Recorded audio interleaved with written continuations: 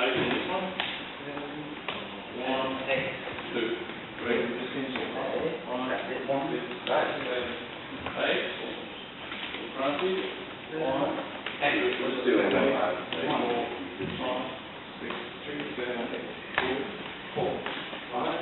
Yes. Crashing it together. Yeah, I'm a bit more in. You got to go to that down.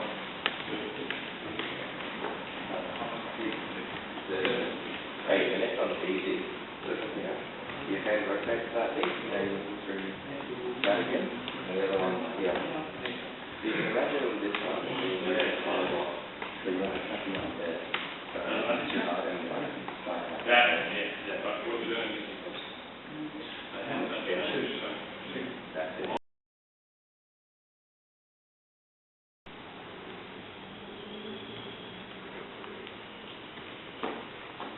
Let's have a look at this.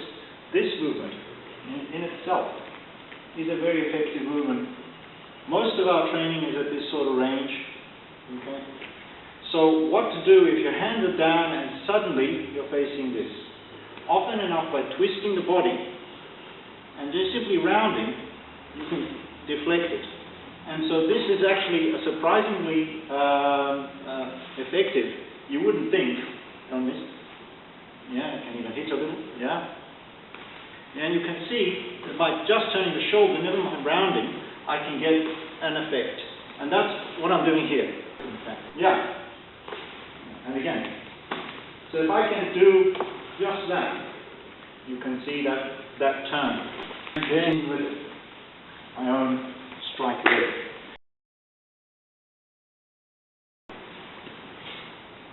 So this one goes on the inside. And that is a good signal for having to go on the inside, because you can imagine he's punching me from there. Okay. I might deflect him, but if I had gone on the inside, I now have this problem that he's going to follow up. Okay. So if I've gone on the inside, that's not very good. So, but chances are, against a swinging blow, that's where I feel most comfortable. So unavoidably, people tend to do that. So he does that. If you have evaded it, there's no way you're going to go underneath this arm. It's going to be on you. So that's why this does.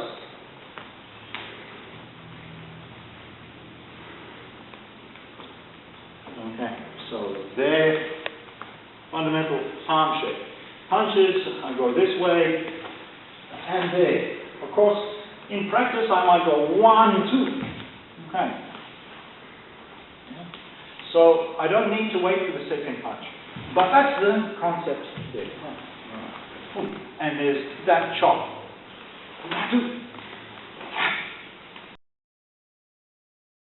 So, next one is this one. This one goes straight up the middle. No, not underneath. No, over the top like this. This went over. Yeah. This one is just there. Why? Because I'm now moving to the outside, which is where I prefer to move. As Rob attacks. Now, this is particularly good against some sort of circular attack. All of these are really mostly designed against circular attacks, not straight punches. And as Rob throws the punch, my biggest challenge to going on the outside is that people go, oh, well, how am I going to get from there to there? This handles the whole thing by simply raising. And you can see from there how, by raising, it creates an umbrella circle sort of effect, and it doesn't matter now whether it go under or over, it's basically there. On the other hand, there. Now we're going on the outside. So punches again, and you can see I will go underneath. Of course, I'm not going to make such a big circle. It's just going to be so 1, 2. And the biggest, this is now we're starting to understand how Bagua works. It really takes the most challenging position you could possibly be in civilian defense, and that's crossing the middle line. Most of the time we don't want to cross the middle line. If we're going on the outside, we stay there. But what's the chances of us staying on his outside the whole time? He's not going to stay still. As soon as he's missed or realizes he's adjusting, And often enough, he's adjusted faster with his punch than my body can adjust. So now I'm left on just this side of the midline with no more, can see I've got no more potential. By the time this leg crosses, I don't have, I'll just get nailed. So often enough, you have to cross the midline. And that's what Bagua is particularly good at, is creating this ability to judge the midline. So now I can deal with the threat. So that's this one. One after that is, and it's most interesting of all, totally counterintuitive. If he's throwing a hook at me, it doesn't seem right that I should be able to deflect it on that side. But if again I think up, and I mean really up, not up in a bow way like this, but just push straight up, you can see what happens. And I needn't be so literal, but that's precisely what happens. Boom. Okay, again, punches there. Yeah. And punches again.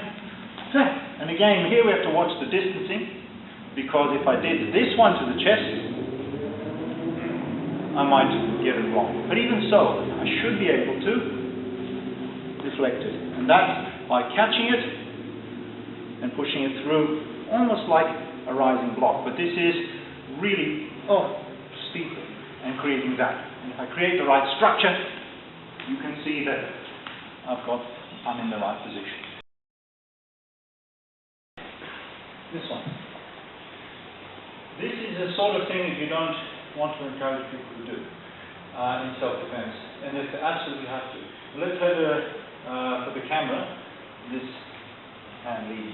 He's in a jab. That's actually a hard thing to deal with for most people. What the snake spits out of its tongue does is it does that, and I'm being careful with my fingers, because what I really want to do is simply go for his eyes, and that's a very nice angle.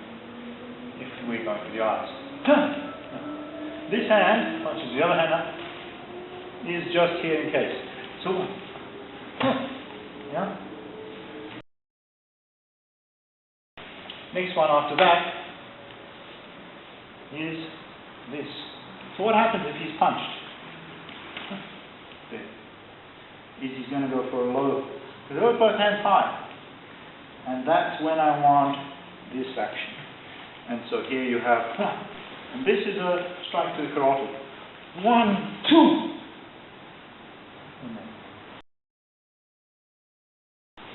The last one. Very few people think of a punch into chasing a punch this way. So he's throwing a hook around this way. Very few people think of going that way with the punch. But when you think about it, you're giving yourself more time. So the first part of this movement is the turn. So I'm turning, and we're that way. 1, 2, 3. All same arm. 1, 2, 3. That curve,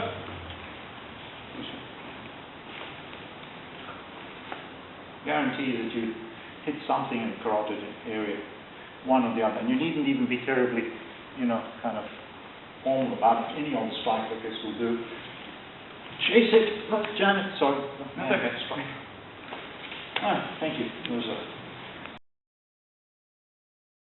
He's leading with his left, and I'm going to put my right forward, so that if he's jabbing, I'm coming in the same way type thing. And that effectively requires you to move to southpaw, yeah? Yep. So whereas if you actually face the way, if you're both right-handed, and now go, and you've got what's actually far more natural, simply raising. And just stop for a moment, stop camera, or cameraman, it's still rolling. Yeah. So, now, drop jabs, and jabs typically launch from slightly further than we normally expect. I have ample time. You can see that my hand's in place. I don't need to do the typical boxer thing of covering up.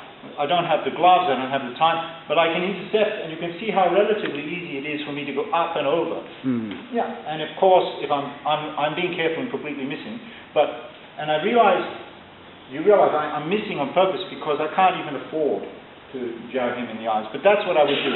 I would, if I could, if I could.